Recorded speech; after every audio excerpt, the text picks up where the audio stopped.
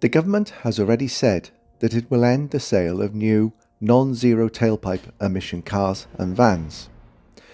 The decision for motorcycles is not yet confirmed.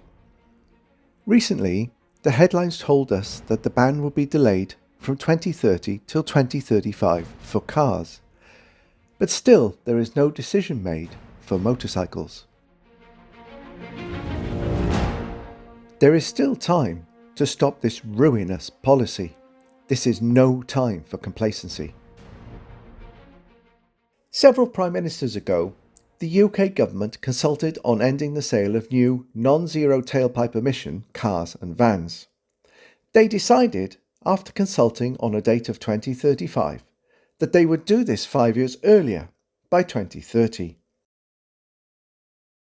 The mechanism for doing this would be a gradual but enforced phase-out of petrol and diesel vehicle sales with a zero-emission vehicle (ZEV) mandate. Of course, this only affects cars and vans, so nothing for us bikers to worry about, right? Wrong. In 2022, the government launched a consultation on ending the sale of new non-zero tailpipe emission L category vehicles. Again, L category vehicles are not motorcycles, so we're fine, right? Wrong. L category vehicles covers a wide range of vehicles, including Sinclair C5s to tiny lightweight cars. The Motorcycle Industry Association, which seems to want to rebrand itself as the Powered Light Vehicle Industry Association, readily admits that the overwhelming majority of LCAT vehicles are motorcycles, mopeds, and scooters.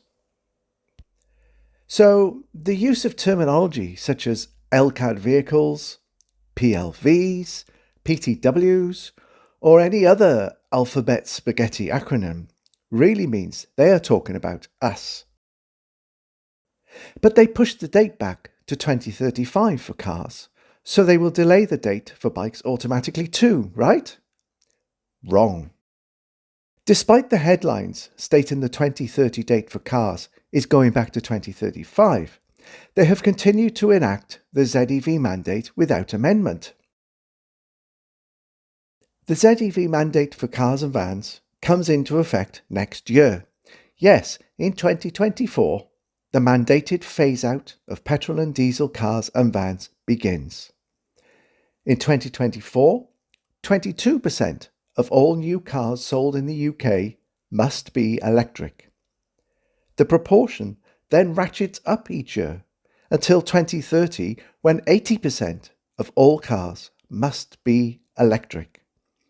Until the delay to 2035 was announced, the remaining 20% in 2030 would have needed to be hybrids, but there is now a little less clarity on what the 20% of new vehicles can be between 2030 and 2035.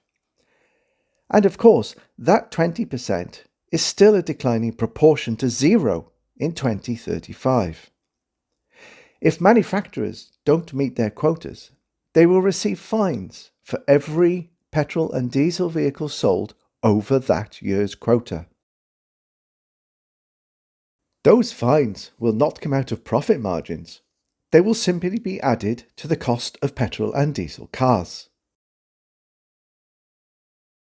Despite the fact that the government has still not made its final announcement, the same ZEV mandate is likely to be applied to LCAT vehicles. Yes, that means us. What are the proposed dates for LCAT vehicles?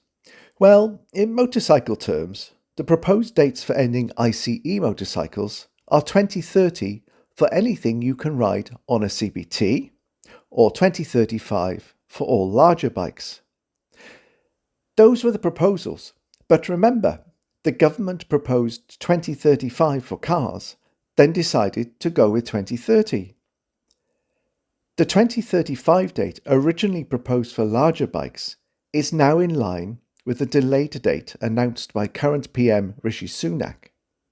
Labour have said that they will restore the 2030 date if they win the general election.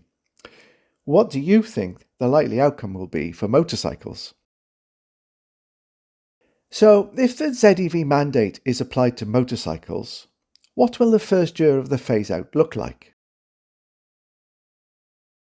For the smaller bikes that can be ridden on a CBT and scheduled to be all electric by 2030, MCIA figures show that the proportion of electric bikes sold in 2023 was approximately 8%. So, under a first-year mandate of 22% electric, the manufacturers would be fined for 14% of all CBT bikes sold in the first year of a motorcycle ZEV mandate. For larger bikes, it is even more dire. Despite the 2035 proposed date for all electric, the ZEV mandate would most likely be the same 22% quota in year 1. In 2023, just 0.6% of larger bikes sold were electric. So, on that basis, the manufacturers would be fined for over 21% of all larger bikes sold. But the numbers of electric bikes being sold is increasing, right? Wrong. MCIA figures for CBT bikes show that 12% were electric in 2021, declining to 8% in 2023. For larger bikes, 0.8% were electric in 2021, declining to 0.6% in 2023. Whichever way you look at it, the electric bikes are actually losing market share.